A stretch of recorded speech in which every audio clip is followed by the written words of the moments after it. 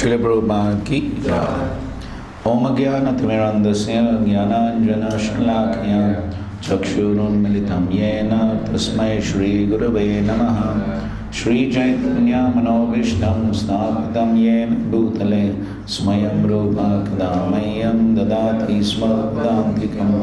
वन्देऽहं श्रीगुरो श्रीयुतापदकमलं श्रीगुरून् वैष्णवांश्च श्रीरूपं साग्रजातं सहगना रघुनाथान्वितं तं सजीवं साद्वैतं सावधूतं परिजनासहितं कृष्णचैतन्यदेवं श्रीराधा कृष्णपादान् सहगना ललिता श्रीविशाखान्वितंश्च। नमः ॐ विष्णुपदाय कृष्णपृष्ठाय भूतले श्रीमते भक्तिवेदान्त स्वामिनिति नामिने नमस्ते सारस्वते देवे गौरवाणी प्रचारिणे निर्विशेषा शून्यवादी पाश्चात्यदेशतारिणे नमो महावदन्याय कृष्णप्रेमप्रदायते कृष्णाय कृष्णचैतन्य नाम्ने गौरत्विषे नमः। हे कृष्णा करुणा सिन्धो दीनबन्धो जगत्पते गोपेश गोपिकान्त राधाकान्त नमोस्तुते।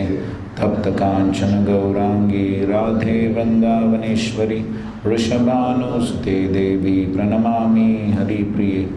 वाञ्छाकल्पतरुभ्यश्च कृपा सिन्धुभ्य एव च पतितानां पावनेभ्यो वैष्णवेभ्यो नमो नमः।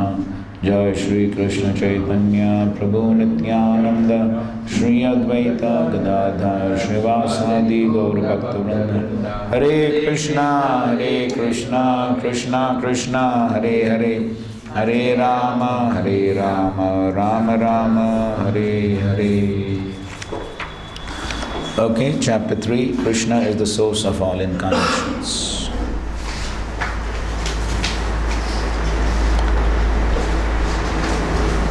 So the first 5 verses are about the Purusha avatars, then 6 to 27 as 22 incarnations, 28 to 39 as described Krishna's to Bhagavan Swayam, and 40 to 44 Sutta Goswami glorifies Bhagavatam.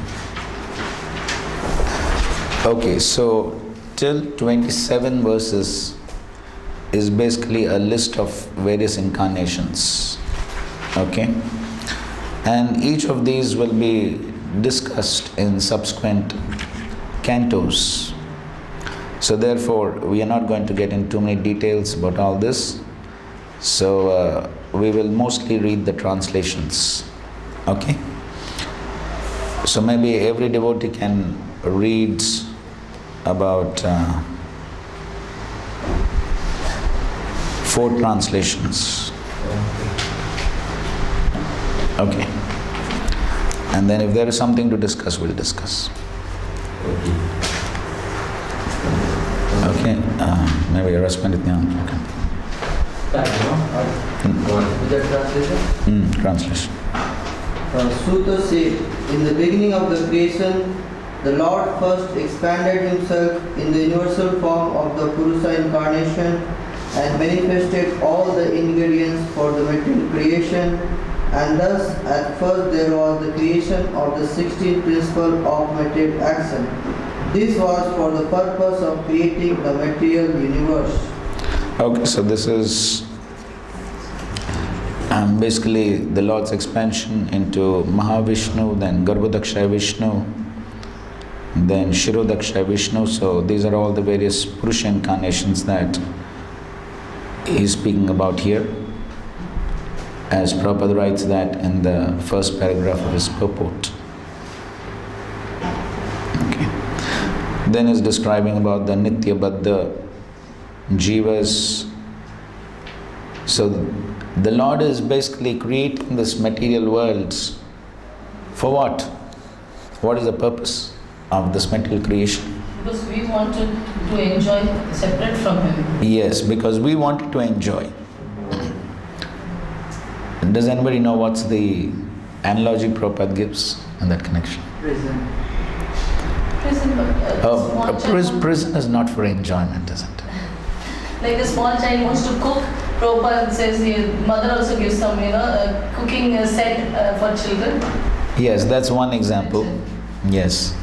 Another example he gives.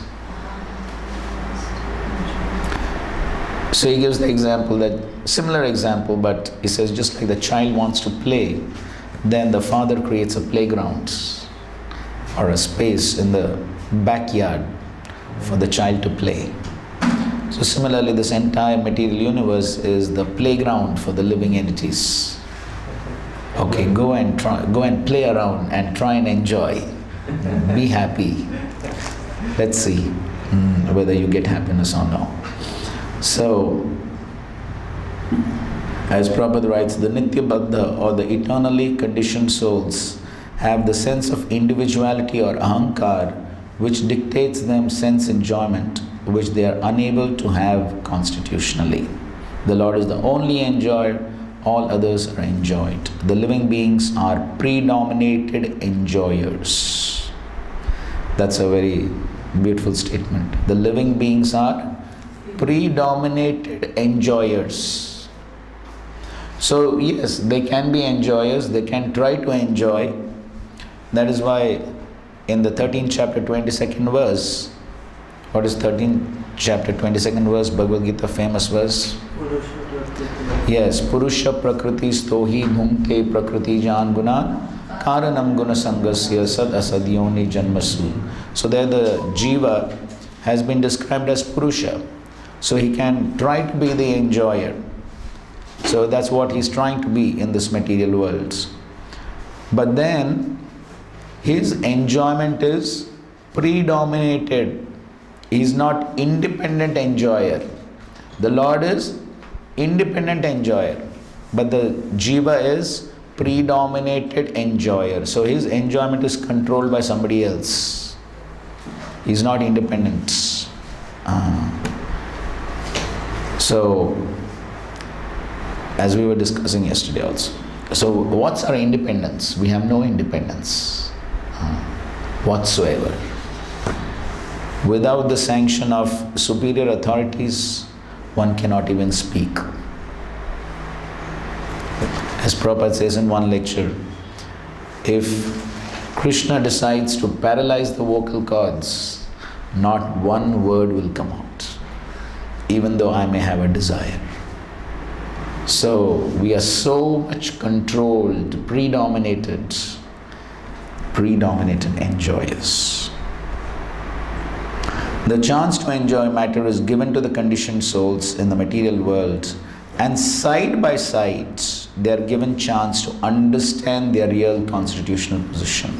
So they're given a chance to enjoy, but at the same time the knowledge is also given so that they realize that we are not the enjoyers. So those fortunate living entities who catch the truth and surrender unto the lotus feet of Vasudeva after many births in the material world, join the eternally liberated souls and thus are allowed to enter into the kingdom of God. But then those are not so fortunate, then they remain within the material worlds in the Mahat Tattva. And then he's describing about the Mahat Tattva. Okay, what is the Mahat Tattva? Okay, fine. Text 2. A part of the Purusa lies down within the water of the universe. From the navel lake of his body sprouts a lotus stem, and from the lotus flower atop this stem, Brahma, the master of all engineers in the universe, become manifest. Yes, so that's Garbhodaksha Vishnu, from whom Brahmaji is born.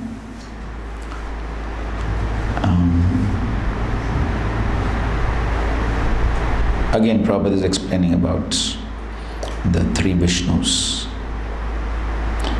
So within the stem of the lotus, there are the 14 divisions of planetary systems.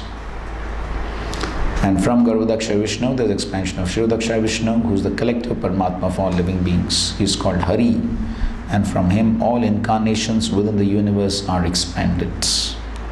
Okay, so all incarnations in the material world come as expansions of Kshirodaksha Vishnu, including Krishna. Including Krishna enjoy. Yes, that is the, you could say, policy. All expansions come from Kshirodaksha Vishnu. True. Yes. So even Krishna follows the same policy. And therefore sometimes people misunderstand that Krishna also comes from Vishnu. But then they fail to understand that Kshirodaksha Vishnu is also expansion of Krishna. Okay, third. It is believed that all the universal planetary system are situated on the extensive body of Purusa, but he has nothing to do with the created material ingredients, his body eternally in his spiritual existence, per excellence. Yes, so as it is said here, Vishuddham Sattvam Urjitam. So this body of Garbhodaksha Vishnu is Vishuddha Sattvam. It is totally transcendental. But then this Garbhodaksha Vishnu is also the Virat Rupa. As Prabhupada begins the purport by saying, the conception of the Virat Rupa or the Vishwarupa of the Supreme Absolute Truth is especially meant for the neophyte who can hardly think of the transcendental form of the personality of Godhead. To him, a form means something of this material world, and therefore an opposite conception of the Absolute is necessary in the beginning to concentrate the mind on the power extension of the Lord. Of course, a detailed description of the Virat Rupa comes at the beginning of the second canto, so we won't get into that. 4.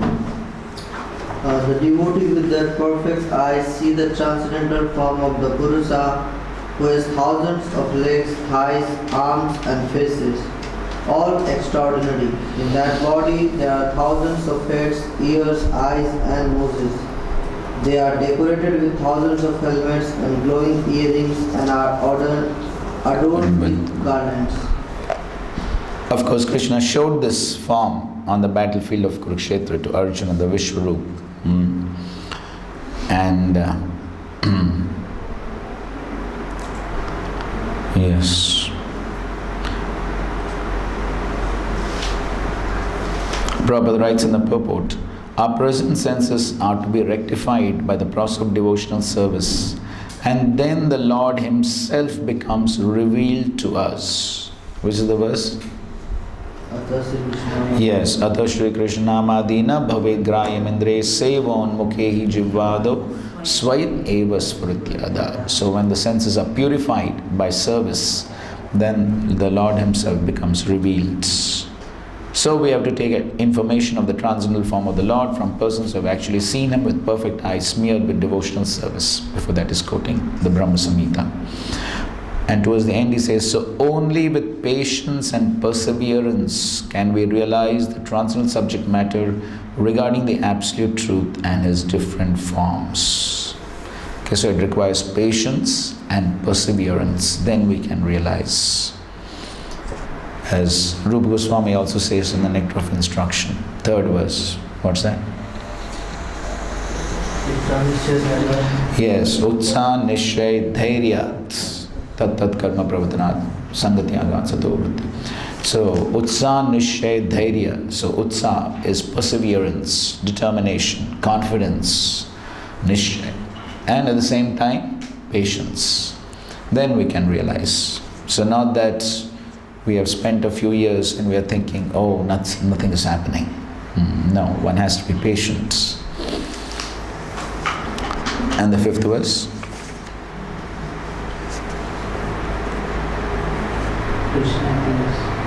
This form, the second manifestation of the Purusha, is the source and indestructible seed of multifarious incarnations within the universe. For the particles and portions of this form, different living entities like demigods, men and others are created. Yes, so this is the Kshirodaksha Vishnu, and as we just said, the Kshirodaksha Vishnu is the source and the indestructible seed of multifarious incarnations within the universe.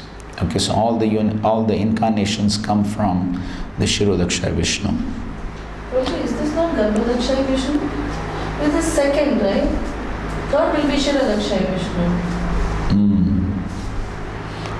Now, I don't remember exactly where it is mentioned. Srila Prabhupada writes in one purport that it really makes no difference because they're all just expansions coming from one another. So therefore, whether you say first Purusha, second Purusha, it doesn't really make a big difference. But then we know from the previous purport that we just read that Kshirodaksha Vishnu is the source of all the incarnations. And so therefore this verse definitely refers to Kshirodaksha Vishnu. As you can see, Prabhupada begins the purport by talking about Garbhodaksha Vishnu, and then he speaks about other incarnations.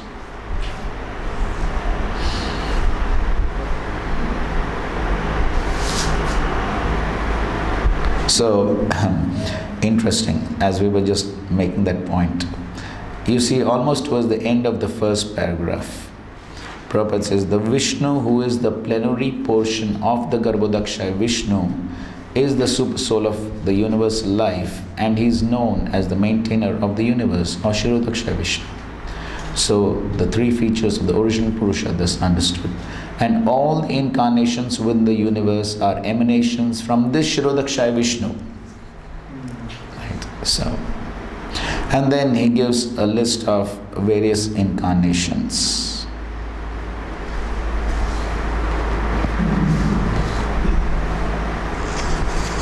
So this different types of incarnations we'll discuss a little bit later. And then towards the end, the second last paragraph, Prabhupada writes, so all the incarnations of the Lord are mentioned in the revealed scriptures. There is no scope for an impostor to become an incarnation, for an incarnation must be mentioned in the Shastras. An incarnation does not declare himself to be an incarnation of the Lord, but great sages agree by the symptoms mentioned in the revealed scriptures. The features of the incarnation and the particular type of mission which he has to execute are mentioned in the revealed scriptures. So all incarnations are mentioned. So one cannot be an impostor. Okay, fine, continue. Sixth.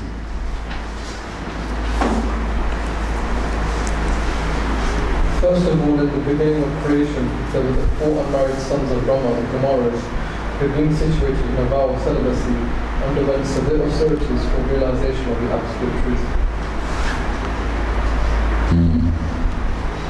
Right. Okay, just. Okay, just some quotes from Srila Prabhupada about the Purusha avatars. You can read this, Prabhu. Purusha Avatara. These three Purushas are living in the water. Karana, Garbha, and Kira are the super soul of everything that be. Kananava Shai Vishnu. Karanarnava Shai Vishnu is the super soul of the collective universes. Garbhodaka Shai Vishnu is the super soul of the collective living beings. And the Shirodaka Shai Vishnu is the super soul of all individual entities. In this way, as you have learned from previous verses, many thousands of expansions, we are also expansion, but we are separated expansion, living entities. Swamsa, Vividnamsa, Swamsa. Just like my hand is part and parcel of my body, direct expansion. And from the hand there are so many heads, they are also from the hand, just as my head. And from the head there are so many heads, so they are also expansion, but they are separated expansion. I can cut my hair, but I cannot cut my throat. Good example. So for Swamsha, Vibhinnamsha. So there is head, and from the head there are so many hair. So immediate expansions and expansion of the expansion. So for that he is giving this example. Okay. We should be very careful that, although there are many thousands and thousands of incarnations of Krishna, the Supreme Personality of Godhead, still, when we have to accept somebody or something as incarnation, we must refer to the Shastra, then it will be right. Otherwise we shall be misled. That is being done. So many in the street, in the lanes, there are so many gods, especially the god, all the gods are going to Western countries. Okay, let's go. So the sixth verse is talking about the four Kumaras.